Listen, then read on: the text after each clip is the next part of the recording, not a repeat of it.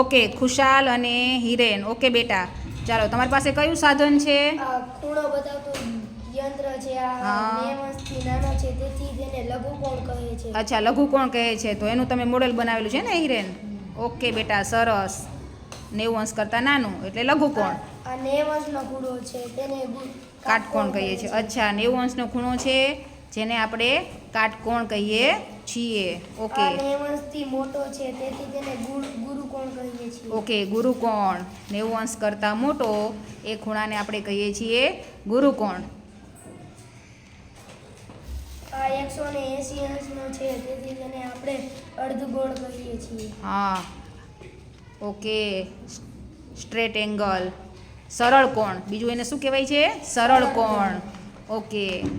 આ 80 કરતાં મોટો છે. હા, 180 કરતાં મોટો છે એને કયો કહેવાશે? પ્રતિબિંબ કોણ. કયો કહેવાશે? પ્રતિબિંબ કોણ. Very good. ચાલો, અને પછી આ 360 અંશનો છે. હા, એટલે તેને કેવો ખૂણો કહેવાશે? સંપૂર્ણ કોણ. કેવો કહેવાશે? સંપૂર્ણ. વેરી ગુડ બેટા, સરસ.